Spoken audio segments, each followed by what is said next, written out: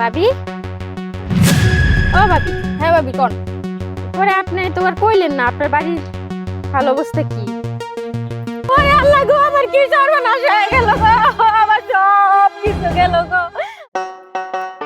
তো ভাবি কয়টা শুনেছেন খাতা? আর ভাবি কোয়েন না, যে গরম পড়ছে এই গরমের জ্বালায় সিলাইতে পারতেছি না ঠিক মতো, দুইটা হইছে আর কি। ও ভাবি ঠিক আছে, মেলা গরম পড়ছে।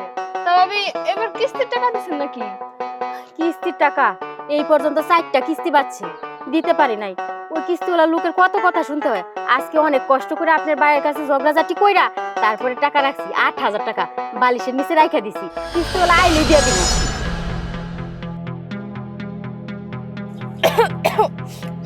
ভাবি আমি তো পানি খেয়েছি, খারাপ। আচ্ছা যান।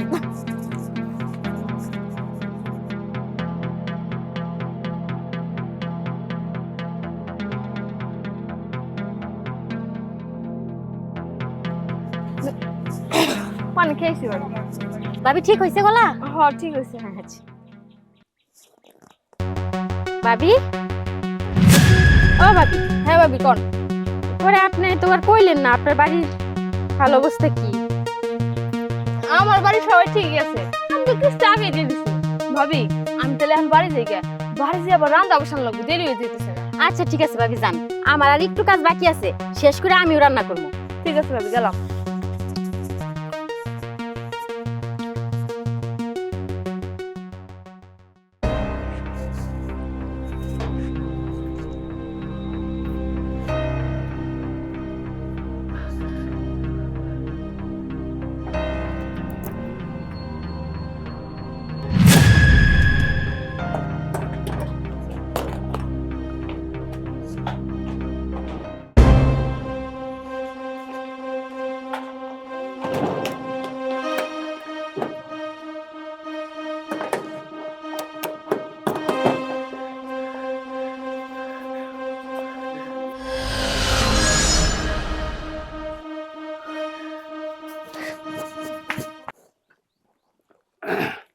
আপা, আমার কিস্তিটা দেন।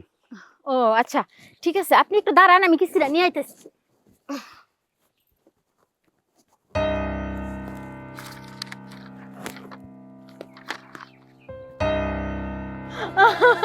ওরে আল্লাহ গো, আমার কি সর্বনাশ হয়ে গেল গো, আমার সব কিছু গেল গো। আমি টাকা খুঁজে পাইতেছি না, আমার জামাই আমার 8,000 টাকা হাতে গুনে দিল, আমি বালিশের নিচে রাখছিলাম। এখন আমি টাকা করে যাই দিই, টাকা নাই আমার তুমি। হ্যাঁ, 4 মাস ধরে আপনি কিস্তি দেন না। আজকে আমি কিস্তি ছাড়া এখান থেকে একটা পাও নেব না। বিশ্বাস করেন, কিস্তি আপনার দেওয়ার লাগে আমি রাখছিলাম, কিন্তু আমি টাকা খুঁজে পাইতেছি না। আল্লাহ গো, আমার কি সর্বনাশ হইল গো। ওরে কিস্তি না দিয়ে এখানে কান্দতেছো কেন? কি হইছে? ওরা না, তুমি যে 8,000 টাকা আমারে দিয়া গেছিলা, একটা টাকা আমি খুঁজে পাইতেছি না। আমার মনে হয় টাকাগুলো চুরি হয়ে গেছে। চুরি হইছে মানে? কই রাখছিলা? বালিশের নিচে রাখছিলাম, মন খুঁজে পাইতেছি না। ও, বালিশের তল থেকে টাকা বেরোইয়া উড়তে উড়তে চলে গেছে, তাই না? আমারে যা বোঝাইবা তুমি মনে করছো আমি তাই বুঝমু? বালিশের তলের ওই টাকাগুলা কই গেছে আমি জানি। ওইটা তুই বাপের বাড়ি পাঠাইছস। কি কইতাছো তুমি এগুলা? আমি টাকা কেন বাপের বাড়ি পাঠামু? বিশ্বাস করো, তুমি সত্যি টাকাগুলো খুঁজে পাইতেছি না। আমারে বিশ্বাস করাবি তুই, তাই না? আমারে বিশ্বাস করাবি? টাকা চুরি কইরা আবার বড় বড় কথা কইতেছস, তাই না? ওই কেন করছস? কেন করছস এটা? এই তোরা না বলছি বাবার কাছে টাকা আনতে, আনছস? তুমি এমনি কথা কইতেছো কেন? আমি তো টাকা আনছি, তুমি আমার কাছে টাকা চাইছিলে না? এই দেখো, আমি আমার বাপের বাড়ি থেকে 8,000 টাকা নিয়েছি, ধরো গুনে দেখো। কি 8,000 টাকা? শান্ত ভাবির তো 8,000 টাকা হারাইছে। চল কই যাবো? আয় আমার সঙ্গে। এই, আপনারা দুইজনে মিলে যে নাটক শুরু করছেন, এটা কিন্তু আমি ভালোভাবে বুঝতাছি। আমার কিস্তিটা দিয়ে দেন, আমি চলে যাই। না ভাই, এটা নাটক না। এই টাকা ও চুরি করে বাপের বাড়ি পাঠাইছে, এটা আমি ভালো করে বুঝছি। ভাই থামেন, এই নিন টাকা। ভাই আসলে টাকাটা ভাবি চুরি করে নাই, টাকাটা চুরি করছে ভাই আমার বউ।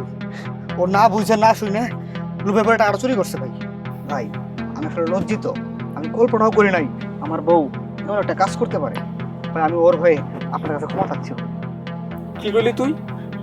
আমার বউ টাকা নেয় নাই, টাকা নিচ্ছে তোর বউ। অথচ দেখ আমার বউর আমি কত মারধর করলাম, বকলাম। বউ যা করছি না বুঝা করছি, তুমি কিছু মনে করো না। এই যে কিস্তির টাকাটা নেন, 4 কিস্তি একবারে শোধ। সরি ভাই, আমিও ভুল বুঝছিলাম।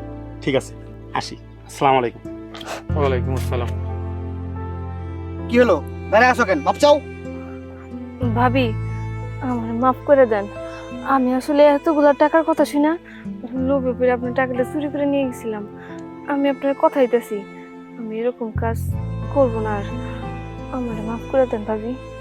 ঠিক আছে ভাবি, আপনি যেহেতু আপনার ভুলটা বুঝতে পারছেন, আপনার আমি মাফ করে দিছি। চল।